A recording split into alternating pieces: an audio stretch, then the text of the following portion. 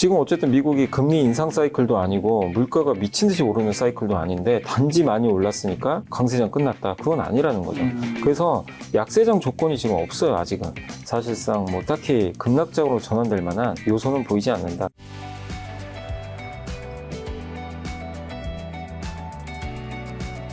자, 이사님에게 제가 질문을 오늘 촬영을 위해서 어제 준비해서 일찍 드렸었는데, 왜냐면 요즘 증시 변동성이 너무 심해서 한 3일만 지나도 질문을 써먹을 수 없는 게 많은데, 이건 하루 전인데 지금 써먹을 수 없는 질문이 너무 많습니다. 원래 어저께 드리려고 했던 질문이 이제 코스피 5천 무너지고 검은 월요일 맞이했는데 지금 어떻게 해야 되냐 이러려고 했는데, 지금 오늘 코스피 5,288, 6.84% 올랐네요. 일단은 이제 어저께 떨어진 것도 여쭤봐야 되겠지만, 자, 오늘 왜 이렇게 강한 반등이 나온 건가요? 일단 이제 좀 시장이 쉬고 싶었던 건 맞는 것 같아요. 네. 근데 이제 1월까지 너무 많이 올랐죠. 1월에 24%가 올랐기 때문에 부담이 좀 있었어요. 과열이다 뭐 이런 신호도 나왔고. 근데 마침 이제 그때 그 케빈 오씨가 이제 선임이 됐죠. 연준 의장이. 예. 근데 그게 사실 케빈 오씨가 뭐 성향이 어떠냐 이거는 사실 의미가 없고요. 우리가 몰라요. 모르는데 과거 성향 자체는 매파죠. 돈 푸는 거 별로 안 좋아하는 것 같고. 네. 그러다 보니까 야 이거 좀 빌미가 된 거죠.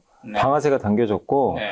쉬고 싶은데 빠진 거죠. 그래서 금도 빠지고 은도 폭락하고 코스피도 덩달아서 야, 이참에 좀 팔자. 좀 숨고르기도 해야 되겠고. 네. 2월에 또 설 연휴도 얼마 안 남았잖아요. 네. 그래서 좀 빠진 것 같아요. 이게 외국인도 한 3조 원 가까이 때렸는데, 그리고 어제 같은 경우죠. 이제 국내 증시가 폭락할 때 나스닥 선물 지수가 급락하고 있었거든요. 한 1.5%인가? 네. 근데 정작 본장에서 미국이 올라버렸단 말이에요. 네. 케빈 오씨에 대한 또 이 미국 그 월가 평가도 좀 달라졌던 게, 아, 매파 아닌 것 같다.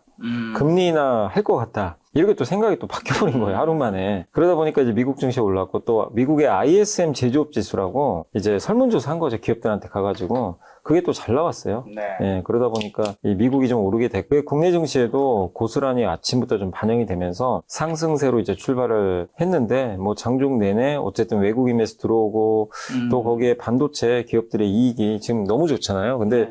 최근에 뭐 JP모건도 그렇고 모건스탠리도 그렇고 외국계 투자증권에서 삼성자이닉스 목표가 계속 올리고 이익 추정치가 지금 장난이 아니거든요. 그러니까 27년도에는 전 세계 어떤 기업보다 삼성전자가 제일 이익이 많을 거란 얘기도 있어요. 내년에. 내년에. 그러니까 지금 우리는 모르지만 네. 그런 전망도 나오더라고요. 그러니까 이제 야, 그럼 싼 거 아니야? 근데 어제 주가 빠졌네? 이러면서 이제 매수가 급격하게 들어오면서 삼성전자가 저도 이렇게 하루에 오늘 얼마죠? 하루에 11%가 올랐는데 저도 이런 걸 본 적이 없어서 한번 보시면 11%입니다. 11.37% 사상 최고가 경신을 했는데 사실 어제 빠진 게 이게 독이 된 게 아니라 네. 어떻게 보면 지금 생각하면 약이 되면서 네. 이 주가가 하루 만에 이렇게 폭등하는 모습을 네. 보였고 이렇게 올랐는데도 PER이 지금 한 8배밖에 안 되거든요. 그러니까 10배도 안 돼요. 그러니까 그만큼 이익이 너무 좋다 보니까 그러니까 제일 문제는 과열이었죠. 너무 네. 올랐던 그 부분이 좀 해소가 되면서 이렇게 또 가파르게 오른 거 아닌가라는 생각을 합니다. 바로 전날에는 블랙 먼데이가 있었고 오늘은 이제 굉장히 반등했는데, 그러면 이제 이사님 보셨을 때 이번 어쨌든 워시 쇼크 그 사태가 일시적 조정에 그친다고 보시나요? 아니면 이제 오늘이 어저께 너무 많이 떨어졌기 때문에 또 반등한 거일 수도 있잖아요. 이게 사실 또 내일 증시가 어떻게 되냐에 따라서 모든 게 해석이 달라지는 거잖아요. 자, 이게 강세장 계속 되나요? 저는 그냥 강세장 이어질 것 같아요. 아, 그 이유가 뭐죠? 그러니까 이유는 뭐냐면 이 강세장이 끝나려면 그냥 꺾이는 건 없어요. 이유가 있어야 됩니다. 많이 올랐다고 그 약세장 되는 거는 없어요. 네. 그런 건 없고 약세장으로 바뀌려면 제일 큰 게 이제 저는 그거로 생각해요. 물가 상승에 의한 긴축. 근데 워시도 제일 두려워하는 게 뭐냐면 인플레이션이 발생을 하는 걸 되게 두려워해요. 근데 그 조건 중에 하나가 돈 푸는 거. 돈 풀어서 이제 물가 오르는 걸 되게 꺼려하거든요. 근데 지금 미국을 보고 우리나라도 보시면 물가는 꺾였거든요. 물가 상승률이 높진 않아요. 우리 한국도 2% 초반, 미국이 한 2% 후반인데 물론 목표보다는 높지만 한때 뭐 5%, 6%보다 많이 안정된 수치고, 연준 의장도 파월 의장도 올해 1분기 지나면 물가가 피크아웃 할 거다라고 언급을 했기 때문에 올해 연준에서 생각하는 거는 금리 한 번 아니면 2번 인하하는 거잖아요. 시장도 네. 그렇게 예상을 하고, 이게 워시가 왔다고 그럼 금리 인하 할 거를 안 하고 그럴 것 같지는 않고요. 워시도 결국엔 그 물가가 안정화되면 금리 인하를 적극적으로 할 사람 중에 하나입니다. 그렇기 때문에 트럼프 대통령이 저는 뽑았다고 생각을 하고 있고, 트럼프 대통령이 좀 농담조로 그런 얘기 한 거 아마 기사가 뭐 이렇게 나와 있죠. 금리 인하 안 하면 내가 소송 걸 거라고 본인이 직접 얘기를 했어요. 워시한테 내가 소송 걸 거다. 그 얘기는 뭐냐면 농담이기도 하지만 거기에 많은 게 들어가 있죠. 서로 교감이 있었던 것 같아요. 금리 낮춰라. 네. 근데 조건은 그거죠. 워시도 물가만 높지 않으면 제가 낮출 겁니다. 아마 그렇게 서로 합의가 됐던 것 같아요. 그래서 물가 상승만 아니면 긴축 사이클은 끝난 거거든요. 네. 계속 인하를 할 거예요. 근데 지금 어쨌든 미국이 금리 인상 사이클도 아니고 물가가 미친 듯이 오르는 사이클도 아닌데 단지 많이 올랐으니까 강세장 끝났다. 그건 아니라는 거죠. 그래서 약세장 조건이 지금 없어요. 아직은. 두 번째가 지금 시장을 이끄는 건 여기도 나와 있잖아요. 삼성전자, 하이닉스죠. 반도체가 끝난 게 아니잖아요. 반도체 이익은 내년에 더 늘어납니다. 이게 어디서 끝날지는 저도 몰라요. 이번 1분기 실적은 예상보다 훨씬 좋을 것 같고 계속 추정치가 올라가거든요. 근데 반도체에 대한 어떤 우리가 생각하는 그런 이익 추정치나 업황이 꺾이는 모습을 우리가 봐야 되는데 그게 지금 당장 확인이 안 되고요. 좀 시간이 더 지나야 알 수가 있는 거니까 그 두 가지 강세장의 조건 그게 지금 바뀐 게 1도 없어요. 아직까지는. 그렇기 때문에 강세 마인드를 유지해야 된다. 다만 주가가 가파르게 오른 건 맞기 때문에 어제처럼 이렇게 한 번씩 주가가 폭 나가는 거 있죠. 이게 언제든지 나올 수는 있어요. 그거는 뭐가 문제가 생겨서 빠진다기보다는 어쨌든 한 번씩 이렇게 가격에 대한 부담 때문에 조정을 받는 거지 그거는 약세장의 조건은 아니거든요. 그래서 아직까지 제가 봤을 때는 주가 상승에 대한 부담 말고는 사실상 뭐 딱히 급락장으로 전환될 만한 요소는 보이지 않는다. 그래서 여전히 강세장 마인드를 저는 좀 유지해야 된다고 생각을 하고 있고 또 거기다 고객위탁금이 제가 아까 오면서 확인해 보니까 111조예요. 그 코로나 때 우리가 제일 70조? 많았을 때 맞아요. 70조. 그랬다가 좀 시장 안 좋아졌을 때 40조, 50조 왔다 갔다 했죠. 2배가 늘었습니다. 이 돈이 여기에 2배가 들어온 거예요. 이것도 무시할 수 없는 거거든요. 그러니까 유동성이 그만큼 좋아요. 이게 어디 도망 안 가잖아요. 사실 주변 분들한테 물어보세요. 주식 팔고 뭐 할 거냐고. 딱히 대안이 없어요. 요즘에 뭐 코인 별로 안 좋죠. 부동산은 할 수가 없죠. 갈 데가 뭐 금은 아니면 주식. 맞아요. 근데 예금도 좀 마땅치 않고 금은도 사실 엄청 오르긴 했잖아요. 그쵸. 근데 그러다 보니까 또 정부가 코스피, 코스닥을 좀 밀어주잖아요. 사실 어떻게 보면. 그래서 팔아도 마땅히 또 갈 데가 없고 이 안에서 놀 가능성이 높기 때문에 근데 그 유동성 효과는 아직 제대로 저는 시장에 반영은 안 됐다고 보거든요. 지금 삼성전자 오른 거는 이익으로 올랐거든요. 그렇기 때문에 아직은 강세장 마인드를 저는 버릴 필요는 없다. 라고 좀 생각을 하고 있습니다. 그럼 어저께 같은 경우는 이제 블랙 먼데이 때 외국인과 기관이 4조 원 넘는 매도 폭탄을 던졌었는데 어제 개인이 5조 원 넘게 순매수했다고 나오던데 그런 매수 기회를 보는 관점은 지금으로서는 타당하다고 보시나요? 네, 그러니까 어제처럼 이렇게 한 번씩 폭 나갈 수가 있잖아요. 그럴 때 개인 투자분들이 지금 뭐 물론 이제 우리가 결과는 알고 있죠.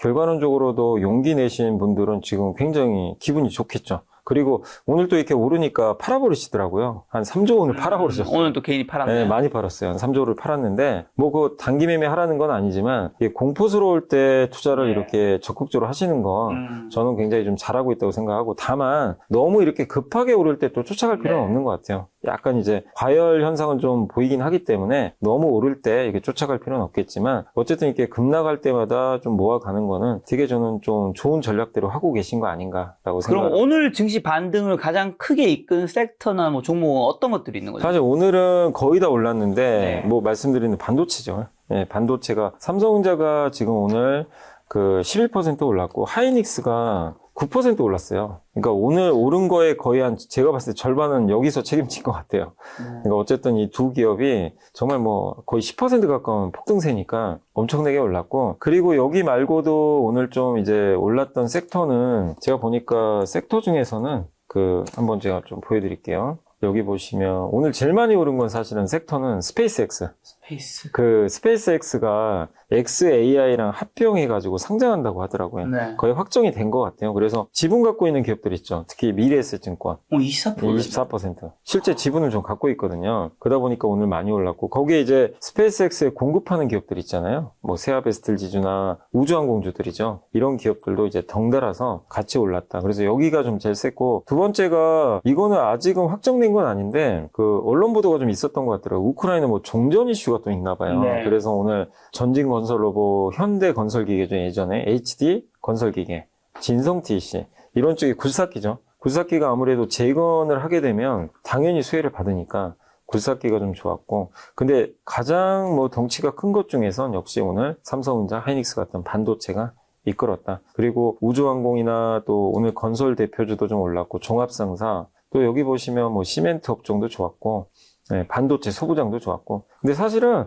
오늘은요, 뭐 저렇게 압도적인 섹터도 있지만 대다수 섹터가 거의 다 그냥 골고루 올라갔기 때문에 오늘은 반도체를 제외하면 뭐 수많은 업종들이 그냥 같이 따라 올라갔다. 라고 좀 보시는 게 좋을 것 같습니다. 저 그럼 반도체 좀 여쭤보면 삼성전자가 지금 16만 전자 돌파했고 SK하이닉스는 90만대 돌파했는데 전문가들이 뭐 증권사들이 애널리스트 분들이 목표 주가 대폭 상향하는 근거랑 지금 어디까지 갈 수 있다고 보시나요? 일단 이제 삼성전자 하이닉스가 이렇게 올랐지만 이익이 워낙 가파르게 오르고 있기 네. 때문에 뭐 24만 원 얘기도 나오죠, 삼성전자. 하이닉스는 뭐 150만 원도 얘기가 나온 것 같아요. 그러니까 진짜 높아 보이긴 하지만 그거보다 이익이 더 많이 증가하고 있기 때문에 주가 비싸지 않고요. 지금 SK하이닉스도 일단 기본적으로 지금 이제 시가총액이 650조 정도 되는데 영업이익 기준으로 올해 120조는 벌 것 같아요. 120조를 650으로 그러니까 650을 120으로 나누시면 PR이 나오잖아요. 그러면 한 5배도 안 되는 것 같아요.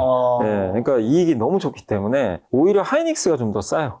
삼성전자보다. 지금은. 네, 더 싼 편이고. 근데 삼성전자가 올해 아마 영업이익이 최소한 150조 나올 것 같고, 내년에 그 좀 높게 보는 데가 230조 얘기를 하니까 230조가 내년에 나올지는 저도 모르지만 그거를 대입을 해보면 지금 시가총액 1100조거든요. 우선주 합쳐서. 1100조를 한 200조로만 그냥 나눠볼게요. PER이 6배도 안 되죠. 한 6배 되나요? 그러니까 너무 싼 거죠. 너무 예. 싼데요? 예. 근데 이제 왜 이렇게 그러면 싸게 거래가 되냐, 이익 대비해서 이렇게 싸냐. 메모리 반도체는 언젠가 끝이 나잖아요. 피크아웃 하니까. 그러니까요. 이 이익이 영원한가? 28년에 꺾이면 어떡하지? 이 그렇죠. 불안감은 있어요. 그렇죠. 그래서 우리는 27년까지는 보지 마시고, 일단 올해 실적만 봐도 주가가 여전히 PER이 뭐 8배, 하이닉스 기준은 6배, 여기밖에 안 되기 때문에 아직까지는 싸다. 그래서 저 개인적으로는 어쨌든 이 정도 이익이 난다면 삼성전자 20만 원 가는 거는 뭐 저는 충분히 가능하다 이렇게 보고 있고, 하이닉스도 100만 원 넘는 거는 어렵지 않다 이렇게 보고 있습니다. 워낙 이익이 좋기 때문에. 네. 다만 주의하실 거는 이익 사이클이 언젠가 끝날 수도 있어요. 네. 어느 시점에서. 그게 지금 당장은 아니에요. 아마 하반기 가서 좀 우리가 확인할 수 있기 때문에 상반기는 계속해서 이런 이익 사이클이 올라가면서 좋은 분위기 이어지겠지만 하반기에는 한번 좀 검증은 필요하다. 라고 좀 말씀드리겠습니다. 전문가분들이 이제 내년까지 이제 좋겠지만 반도체가 올해 상반기 이제 또 선반영하는 것들이 있으니까 상반기까지는 좋겠지만 이제 하반기 때는 굉장히 조심해야 된다. 좀 더 민첩하게 하시는 분들은 1분기 때까지는 좋겠지만 2분기부터는 조금 이제 물론 회사는 성장하겠지만 주가는 조금 둔화될 수 있다 얘기하시던데 공감하시나요? 근데 그게 어려운 게 뭐냐면은 네. 대부분 그렇게 보거든요. 그래서 네, 이제 맞아요. 좋을 때 좀 차익 실현해야 된다 맞아요. 하는데, 근데 그런 논리였으면 계속해서 이제 그 사실 9만 원, 10만 원 왔을 때도 되게 그런 얘기들이 좀 몇 번 있었거든요. 근데 그때 파신 분들은 지금 포모 오죠. 9만 원, 10만 원에 삼성전자 팔았다고 생각해 보세요. 지금 16만 원 왔고 17만 원 가고 있는데, 그러니까 사실 고점을 함부로 예단하기는 저는 어렵다. 어렵죠. 그래서 그걸 어떤 목표가를 세우지 마시고 계속 분기마다 아니면 월마다 이런 뭐 반도체 가격도 나오고 네. 하니까 그런 걸 업데이트 하시면서 보시면 좋겠고, 저는 좀 오히려 조심해야 될 때가 좀 그때 같아요. 그 이제 하나 애널리스트 분이 보고서 쓴 거 중에 뭐가 있었냐면, 네. 지금 굉장히 공급이 부족한 건 다 알고 계실 거예요. 그렇죠. 반도체 너무 공급 부족하다. 근데 저희 빅테크나 이런 데서는 주문을 하긴 하는데 삼성전자 하이닉스가 많이 못 줘요. 이게 재고가 없어가지고. 맞아요. 근데 이거를 근데 어떻게든 물량을 확보하고 싶어서, 왜냐면 지금 오늘이 제일 싸대요, 디램 값이. 그런 얘기도 있어요. 아니, 너무 공급이 안 많이 돼. 오르니까. 공급이 안 되니까 계속 올라요. PC용 디램 네. 가격이 작년보다 지금 한 6배 올랐거든요. 실제 거기 다 나와 들어가서 검색해보세요. 가격 추이가 있어요. 그래서 저도 지금 저기 PC를 못 바꿔요. 저 바꾸고 싶은데 그 업그레이드 못 하겠어요. 비싸가지고. 그래서 그 얘기가 틀린 말은 아니에요. 오늘이 제일 싸다. 이런 얘기가 틀린 말은 아닌데, 한 애널리스트 했던 얘기는 뭐냐면 중복 구매를 할 가능성이 되게 높대요. 그러니까 이게 주문으로 보통 한 번 주는데 보통 우리가 더블 부킹이라고 그러죠. 네. 2주. 그러니까 내가 생각한 것보다 일단 확보하기 위해서 2번. 심지어는 5번의 중복 구매 주문이 들어올 수도 있고요. 심지어는 6번. 그런 게 2분기나 3분기 중에 발생할 수가 있대요.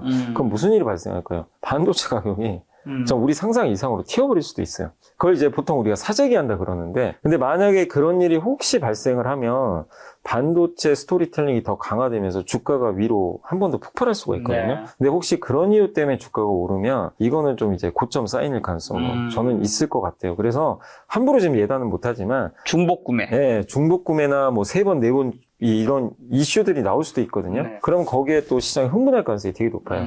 근데 그거는 어쨌든 일부 가수요가 발생하는 걸 수도 있기 때문에 장기적으로는 그게 좋은 거라고 생각은 안 하거든요. 그래서 혹시라도 그런 것 때문에 주가가 위로 정말 이렇게 오버슈팅이 확 나오게 되면 그때는 이건 좀 조심해야 되는 신호구나 라고 생각하시면서 비중을 좀 줄이셔도 되겠지만 아직은 그게 아니잖아요. 네. 아직도 가는 사이클이니까. 그래서 저는 함부로 이렇게 예단하지 말고 저는 들고 계신다면 기본적으로 삼성전자 하이닉스만큼은 어떤 신호가 좀 보이기 전까지는 계속 좀 끌고 가는 게 맞지 않나 이렇게 생각하고 있습니다. 아니면 또 추가적으로 뭐 범용 디램 가격 같은 것들이 급등하면서 주가가 오른 것도 있는데 이런 급등세의 기울기가 좀 꺾일 때도 뭐 좀 비중을 좀 조절해야 될까요? 근데 그런 것들도 중간중간에 한 번씩 꺾이긴 해요.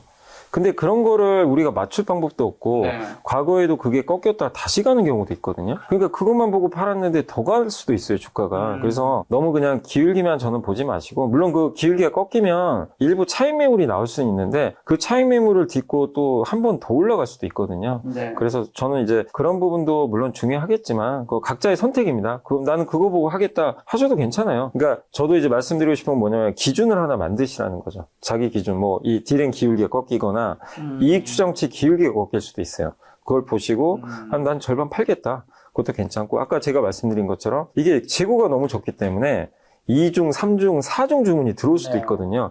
나는 그거 한번 기다려보겠다. 그럼 그때 그거 확인하고 주가가 너무 급등할 때 팔아버리겠다. 이런 것도 하나의 방법이거든요. 그러니까 각자의 기준을 하나 세우셔가지고 대응을 하시면 좋을 것 같습니다. 범용 디램 가격이 급등하면서 DDR5 마진이 HBM 추월했을 때는 분석도 있는데 이런 수익성 역전 현상이 주가에 미친 영향 어떻게 보시나요? 이게 그래서 삼성전자가 더 센 거예요, 최근에. 왜냐하면 아시겠지만 하이닉스가 HBM 비중이 월등히 높고 없죠. 삼성은 HBM보다 범용이 높잖아요. 그러니까요. 근데 이제 말씀하신 대로 요즘에 삼성이 강한 이유가 범용 디램이 지금 마진이 엄청 올라오는 게 지금 많은 메모리 3사가 다 HBM에 집중하잖아요. 네. 범용보다는 여기가 수요가 높으니까. 그리고 HBM은 올해 완판이 됐으니까 이 고객과의 약속이에요. 무조건 만들어줘야 돼요. 그러니까 여기에 집중을 해야 되는데 HBM에 집중하는 순간 무슨 문제가 발생하냐면 HBM을 일단 만들기가 되게 어렵고요. 그리고 이 웨이퍼에서 만드는 공간도 되게 많이 차지해요. 그러다 보니까 이걸 많이 만들면 범용 디램은 자연스럽게 감산이 들어가는 거죠. 그러니까 자연스럽게 줄어들어요. 이걸 의도적으로 한 게 아니라 HBM 만들다 보니까 범용 디램을 만들 이 방법이 좀 부족한 거죠. 그래서 이 자연스럽게 이제 공급이 줄면서 마진이 급격하게 올라가는 그런 좀 모습이 나오는 거죠. 그래서 이거는 어떻게 보면 너무 AI 수요가 좋다 보니까 범용 디램까지 공급이 부족해지는 상황으로 가고 있고 또 최근에 무슨 이슈가 있냐면 HBM만 옛날에는 AI에 많이 쓰였는데 요즘에는 엔비디아 칩도 이제 나오는 걸 보면 또 하반기에 베라 루빈이라는 신제품도 나오겠지만 범용 디램도 같이 들어가요 이제는. 옛날에는 그냥 HBM만 들어갔죠. 네. 그게 아니라 범용 디램이 여기에 기본적으로 또 탑재가 됩니다.